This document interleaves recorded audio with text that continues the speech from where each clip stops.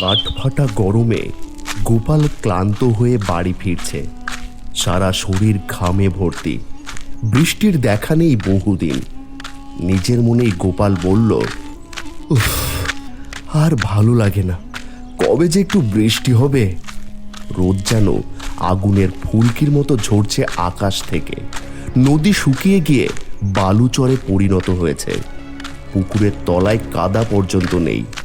এই গ্রামের এক কোণে খড়ের ছাউনি দেওয়া একটা ছোট্ট কুঁড়ে ঘরে থাকে গোপাল, তার স্ত্রী সুবর্ণা ও তার মেয়ে রিনা। আবার নিজের মনেই গোপাল বলে ওঠে, ওফ, পেটটাতেও লাগছে খুব, বাড়িতে গিয়ে দুমুঠো ভাত খাবো। বাড়িতে ঢুকতে ঢুকতে গোপাল বলল, কই গো, একটু জল দাও না গো। এই রোদ থেকে এসে জল খেও না, দুদিন পরে আবার জলের সংকট দেখা দেবে হয়তো। দেখো, তুমি একটু বসো, আমি হাত পাখা দিয়ে তোমায় হাওয়া করছি। জানোই তো, সকাল থেকে হাড় ভাঙা খাটুনি করলাম, আর মাটি এতটাই শুকনো যে বীজ গজাচ্ছেই না। এইরকম ভাবে চললে কি হবে বলো তো? মন খারাপ করো না গো, আর খাওয়া নিয়েও চিন্তা করো না। আমরা না হয় একবেলা কম খাবো, কিন্তু আমরা তো একে অপরকে পাচ্ছি, এটাই তো অনেক, বলো? ঠিকই বলেছ তুমি, কিন্তু কি বলো তো, কেমন একটা কষ্ট হয়, সুখী রাখতে চেয়েও পারি না। তুমি চিন্তা করো না, দেখো ভগবান একদিন মুখ তুলে তাকাবেই। বাবা দেখো, আমি কি সুন্দর ছবি এঁকেছি, ভালো হয়েছে তো? হ্যাঁ মা, খুব সুন্দর হয়েছে। বাবা আমি খুব মন দিয়ে পড়াশোনা করছি, আমি একদিন প্রচুর বড় হব, দেখো তোমাকে আর জমির কাজে কষ্ট করতে হবে না। জানি তো মা, আমার রিনামা একদিন অনেক বড় হবে, সারা গ্রামে তোমার নাম হবে। রিনা, আয় দুটো ভাত খেয়ে নে মা, আলু ভাতে মেখেছি, আলু ভাতে দিয়ে খেয়ে নাও। পরের দিন ভোরের আলো ফুটেছে। প্রতিদিন ভোর 4টের সময় উঠে পড়ে গোপাল। অভাবের তাড়নায় এমনটাই তো করতে হয়। আজ একটু বৃষ্টি দাও না ভগবান, কতদিন আর এই শুকনো মাটির সঙ্গে লড়াই করে চলবো। বাবা, ও বাবা, আজকে মাঠ থেকে ফিরে বাজার থেকে আমার জন্য একটা খাতা এনে দেবে? আমার আগের খাতাটা শেষ হয়ে গেছে গো। হ্যাঁ, খাতা? হ্যাঁ রে মা, আমি এনে দেবো, শুধু তুই মন দিয়ে পড়াশোনা কর। টাকা কোথা থেকে জোগাড় করব, এটা মনে মনে ভাবতে ভাবতে মাঠের দিকে এগোতে থাকে আর ভাবে, না, মেয়েটার পড়াশোনা বন্ধ করতে দিলে হবে না, কষ্ট করে হলেও জোগাড় করতে হবে।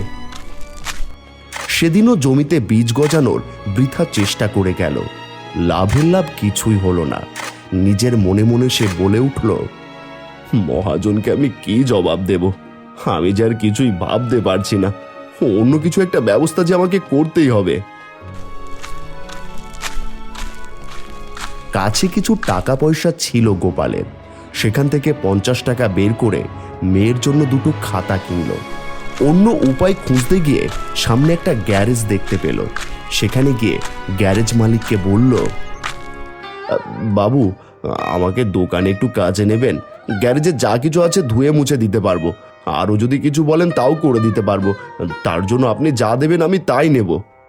ঠিক আছে, সামনে যে সাইকেলগুলো দেখতে পাচ্ছ আর মোটর বাইকগুলো, এগুলো মুছে দাও। সামনে সমস্ত কিছু আছে, দেখে নাও। তোমাকে আমি এগুলোর জন্য প্রতিদিন 150 টাকা করে দেব। অনেক ধন্যবাদ বাবু। সমস্ত কাজবাজ শেষে বেলা 4টের সময় গোপাল বাড়ি ফিরল। বাড়ি ফিরতেই রিনা ছুটতে ছুটতে আসলো বাবার কাছে। বাবা খাতাগুলো দাও, দেখবো। হ্যাঁ মা, দাঁড়া, এই নে তোর খাতা, এইবার জোরদার করে পড়াশোনা করতো। হ্যাঁ বাবা। কি গো, আজকে এত দেরি হলো আসতে? জমি থেকে আবার কোথাও গিয়েছিলে নাকি? না গো, আসলে অনেক চেষ্টা করেও জমিতে কিছু হচ্ছে না, তাই পাশে একটা গ্যারেজের দোকান আছে, ওইখানে একটু মোছামুছির কাজ করছি, 150 টাকা করে দেবে বলেছে। তুমি জমিতে চাষ করে আবার দোকানে যাও, সেখান থেকে আসতে তোমার অনেক কষ্ট হবে। তোমাকে এইরকম করতে হবে না গো, আমি বরং কারোর বাড়িতে কাজের জন্য চেষ্টা করি, তাহলে কিছু টাকা পয়সা তো আসবে। তোমার কষ্ট হবে না তো? আরে না গো না, তুমি চিন্তা করো না, সব ভালো হবে। দেখো, তুমি, আমি আর আমাদের মেয়ে খুব ভালো করে আমরা থাকবো। তুমি চাষের দিকেই থাকো, তোমাকে অতিরিক্ত পরিশ্রম করতে হবে না। একবেলা নাইবা খেতে পারলাম, তাতে কোনো ক্ষতি নেই। আমাদের মেয়েটাকে তো মানুষ করতে হবে। শোনো, আমাকে নিয়ে চিন্তা করো না, বুঝলে? মেয়েটার যেন কোনো কিছুর অভাব না থাকে, সেটাই আমরা দেখব। মেয়েটাকে আমরা অনেক বড় করব, অনেক নাম হবে আমার মেয়ের। সারা গ্রামে মেয়ের নামে জয়ধ্বনি হবে। একদিন আমরা গর্ব করব। ঠিকই বলেছ গো। রিনার মাস্টার মশাইও খুব ভালো মানুষ।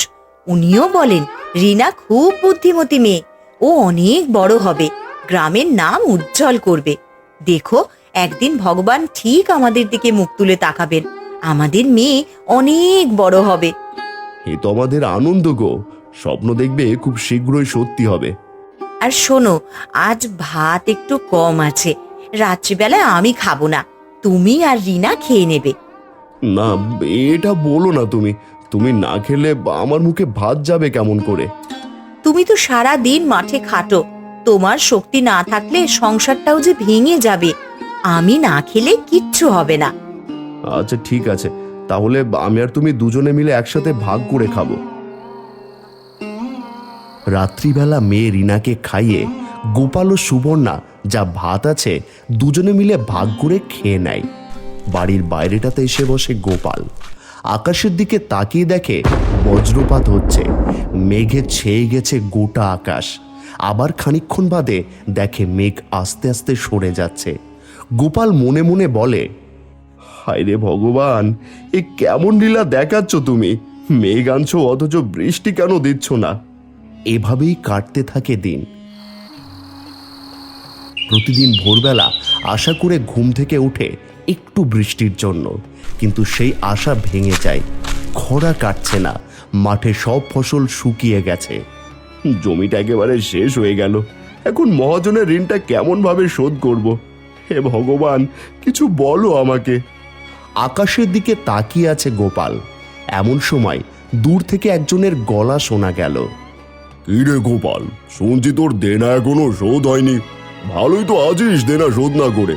তা বলে বল দেখি, কবে দেনা শোধ করছিস? প্রায় অনেক দিনই তো হয়ে গেল। বাবু, আমি অসহায় হয়ে পড়েছি। আমি কিছু বুঝতে পারছি না। খরাই সব শেষ করে দিল আমার। অনেক পরিশ্রম করলাম, বীজ গজানোর চেষ্টাও করলাম, কিছুই হলো না বাবু। আমাকে আর একটু সময় দিন না দয়া করে। আমি কথা দিচ্ছি, আপনার ঋণ আমি শোধ করে দেব। সময়? আমি তোকে সময় দেব?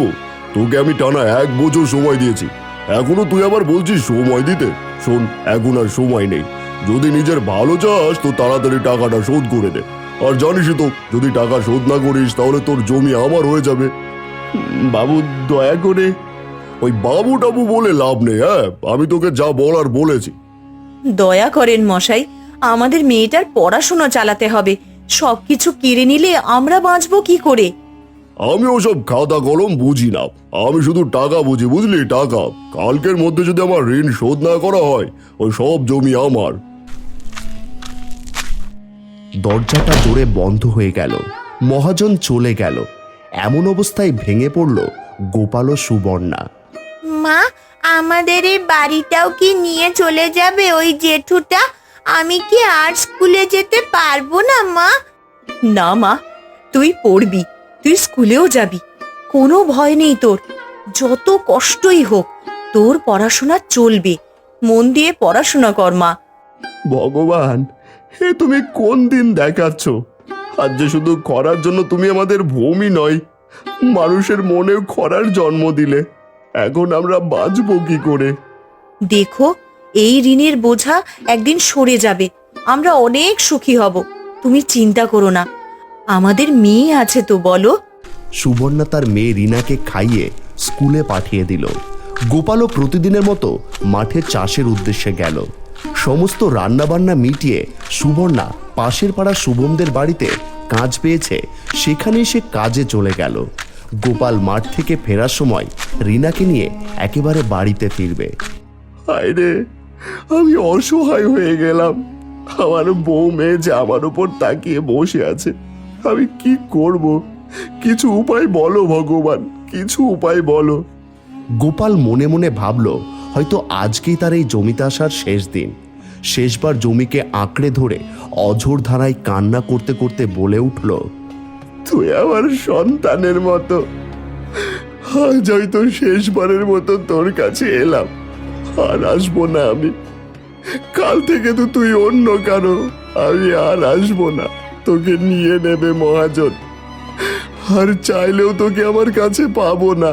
কি করব বল, আমার নিজের দোষেই যে তোকে হারালাম। কাল তো আমি ঋণ শোধ করতে পারবো না, আর ওই মহাজন আমাকে বলেই গেছে কালকেই তোকে আমার কাছ থেকে কেড়ে নেবে। তুই ভালো থাকিস। কাঁদতে কাঁদতে জমি থেকে ফিরে এলো গোপাল। ফুপিয়ে ফুপিয়ে কান্নাটাকে যেন বন্ধ করতে পারছে না গোপাল। কোনোভাবে কান্নাটাকে থামিয়ে মেয়ে রিনাকে নিতে গেল। মা, আজকে স্কুলে ভালো করে পড়েছিস তো? হ্যাঁ বাবা, আজকে অনেক কিছু শিখেছি, অনেক কিছু বলেছেন স্যার।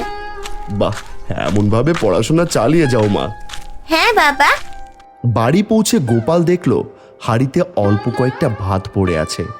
গোপাল ভাবল, না, মেয়েটাকে ভাত খাইয়ে দি। মা রিনা, আয় খেয়ে নিবি, আয়। তুমি খেয়েছো? আর মা কখন আসবে? আমি খাবো মা, তুই আগে খেয়ে নে, আর মা খানিকক্ষণ পরেই চলে আসবে।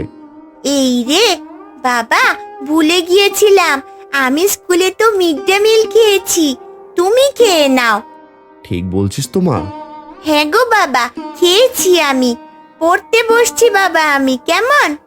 হ্যাঁ মা, পড়তে বস। মেয়ে আর তুমি খেয়েছো গো?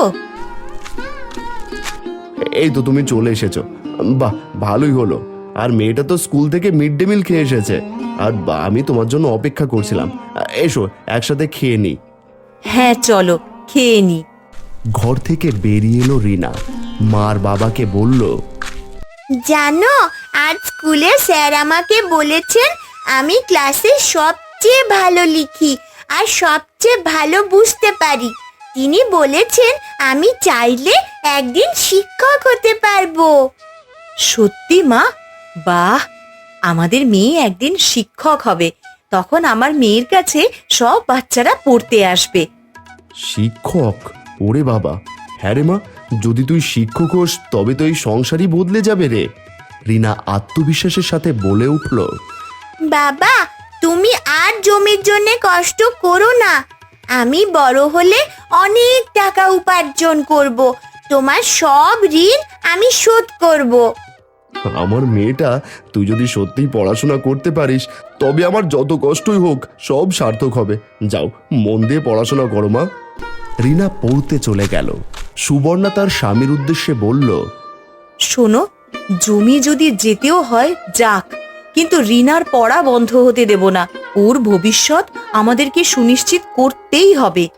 হ্যাঁ ঠিক বলেছ, জমি হারালেও চলবে, কিন্তু মেয়ের স্বপ্ন ভাঙবো না। ওর পড়াশোনার জন্য আমি প্রাণপণ চেষ্টা করব। আর এমনিতেও ঋণের জন্য শুধু জমি দেওয়া আছে, বাড়িঘর আমাদের কাছেই থাকবে। তাহলে তো খুব ভালো। শোনো, জমি যদি চলেও যায় তুমি চিন্তা করো না, চাষের জন্য অন্যান্য জমিতে চাষ করে দেখবে। আশা করছি খুব তাড়াতাড়ি আকাশ ঠিক হয়ে যাবে, আবার বৃষ্টি হবে, সেখান থেকে যা টাকা আসবে তাতেই হবে। আর আমি তো কাজ করছি, সেখান থেকেও যা টাকা আসবে মিলিয়ে গুছিয়ে আমরা সংসার চালাবো। তুমি কিচ্ছু চিন্তা করো না গো। হ্যাঁ ঠিকই বলেছ, আমি আর তুমি দুজন মিলে একসাথে সংসার চালাবো, আর আমাদের মেয়েটাকে মানুষের মতো মানুষ করব। আর কালকে মহাজন এলে আমাদের জমি কেড়ে নিলে কষ্ট হলেও দিয়ে দেব।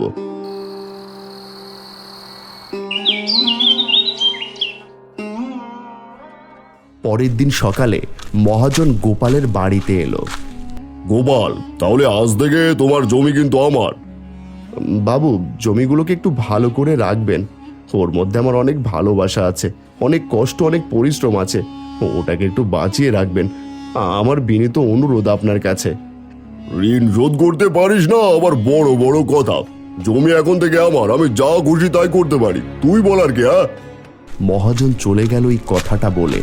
ঘরের মেঝেতে পড়ে গড়াগড়ি খেয়ে কাঁদতে থাকলো গোপাল। এই জমি যে তার সন্তান ছিল, তার ভালোবাসা ছিল, আজ যে তা অন্য কেউ দখল করে নিল, এর থেকে বড় কষ্ট আর কিছুই হয় না। কষ্ট পেও না, দেখো ওই জমি তুমি আবার ফেরত পাবে। তোমার সন্তানকে আবার তুমি নিজের হাতে পাবে। সে তোমার ভালোবাসায় বড় হয়ে উঠেছে, সে কখনো তোমাকে ভুলতে পারে? সে আবার ফিরে আসবে তোমার কাছে, আজ না হোক কাল, দেখো। মেয়ে রিনাকে স্কুলে পাঠিয়ে দিল সুবর্ণা। সুবর্ণা সেদিন আর কাজে যেতে পারল না। বসে রইল স্বামী স্ত্রী দুইজনে, ভাবতে থাকলো আগামী ভবিষ্যতের কথা। আর তুমি উল্টো পাল্টা কিচ্ছু চিন্তা করবে না, কিন্তু আমি তো আছি তোমার পাশে, তুমি কোনো চিন্তা করো না, দেখো সব ভালো হবে। জানি গো, মেয়ে আমার এখনো যে অনেক বড় হবে। রিনা স্কুলে গিয়ে একজন শিক্ষককে বলল, স্যার, আমি যদি আর স্কুলে আসতে না পারি, আজ আমাদের জমি মহাজন কেড়ে নিয়েছেন, আর হয়তো আমি পড়তে পারবো না স্যার। কে বলেছে তুমি পড়বে না? তুমি তো গ্রামের মধ্যে সবচেয়ে মেধাবী ছাত্রী। তোমার পড়া আমি নিজে দেখব, পড়াশোনার চিন্তা আর করো না। সত্যি স্যার? আমি তাহলে পড়া চালিয়ে যেতে পারবো? অবশ্যই পারবে। তুমি যদি বড় হয়ে শিক্ষক হও, তবে গ্রামের অনেক মেয়ের জীবন পাল্টে যাবে। এই কথা শুনে রিনা আনন্দে আত্মহারা হয়ে গেল। শিক্ষক বললেন, চলো রিনা, তোমার বাবা মায়ের সঙ্গে দেখা করে আসি, তোমার বাড়ি থেকেও একটু ঘুরে আসি। রিনাকে নিয়ে শিক্ষক মহাশয় রিনাদের বাড়ির দিকে এগিয়ে গেল। এদিকে গোপাল দরজায় কড়া নাড়ার শব্দ পেয়ে তাড়াতাড়ি দরজাটা খুললেন। আরে মাস্টার মশাই, আপনি এখানে? হ্যাঁ গোপাল বাবু, এই এলাম একটু আপনাদের বাড়ি। আর রিনাকে বললাম চলো তোমাদের বাড়ি থেকে ঘুরে আসি। তা গোপাল বাবু, আপনার মেয়ের মুখ থেকে আপনাদের অনেক কষ্টের কথা শুনেছি। আপনার মেয়ের পড়াশোনা কোনোভাবেই বন্ধ হবে না। আমি আর গ্রামের কিছু মানুষ ঠিক করেছি, রিনার পড়াশোনার খরচ আমরা মিলেই দেব, কোনো চিন্তা করবেন না আপনারা। এ কি বলছেন মাস্টার মশাই? হ্যাঁ, আমি ঠিকই বলেছি গোপাল বাবু। আপনার মেয়ে একজন বুদ্ধিমতী ছাত্রী, আর তার থেকে বড় কথা, সে আমারও মেয়ের মতন। তার পড়াশোনার যাবতীয় খরচা এখন থেকে আমার, এ নিয়ে আপনি কোনো চিন্তা করবেন না। আপনাদের দয়া না হলে আমরা বাঁচতে পারতাম না মাস্টার মশাই। এমন কথা বলবেন না, আমি দয়া করছি না, আমি রিনার প্রতি আমার কর্তব্য পালন করছি। সত্যি আপনি ভগবান। আমি আমার জমি হারিয়েছি, কিন্তু আমি আমার মেয়ের ইচ্ছে পূরণ করতে পেরেছি, এতে আমরা দুজন খুব খুশি। বাবা, আমি পড়বো, আমি শিক্ষক হব, তোমার স্বপ্ন আমি পূর্ণ করব। বেশ অনেক বছর কেটে গেছে। আজ হাই স্কুলের রুম নাম্বার 10-এর ব্ল্যাকবোর্ডের সামনে হাতে চক নিয়ে দাঁড়িয়ে আছে ম্যাডাম রিনা। তোমরা সবাই শোনো, আমরা যে পড়াশোনা করছি, আমরা বই থেকে যে শিক্ষা পাচ্ছি, সেই শিক্ষা শুধু বইয়ের মধ্যে নয়, চারিদিকের চারিপাশের মানুষের মধ্যে এই শিক্ষাকে জাগিয়ে তোলাই হচ্ছে আসল শিক্ষা। পরিশ্রম, কষ্ট, এগুলো দিয়ে, আর সব থেকে বড় জিনিস, ইচ্ছা শক্তিকে জাগিয়ে সমস্ত অসম্ভব জিনিসকে সম্ভব করা যায়। রিনা গ্রামের রাস্তা দিয়ে যাওয়ার সময় গ্রামের লোকজন বলে, রিনাই মোড়ল পুকুর গ্রামের গর্ব, এই মেয়ে দেখিয়ে দিয়েছে পরিশ্রমের মর্ম। রিনা বাড়ি আসে, বাবার মাকে জড়িয়ে ধরে। মা সুবর্ণা মেয়েকে চুমু খেয়ে বলে, আমার মেয়ে রিনা দেখিয়ে দিয়েছে। মারে, তুই যে দেখিয়ে দিলি, ইচ্ছে শক্তি থাকলে কোনো কিছুই অসম্ভব নয়। বাবা, তোমার জন্য আরেকটা সুখবর আছে, শুনবে না? কি সুখবর মা? তোমার সেই সন্তানসম জমি আমি কিনে নিয়েছি বাবা, এখন থেকে সেই জমি তোমার। গোপাল মেয়ের কপালে চুমু খেয়ে আনন্দে কাঁদতে কাঁদতে মেয়েকে জড়িয়ে ধরল।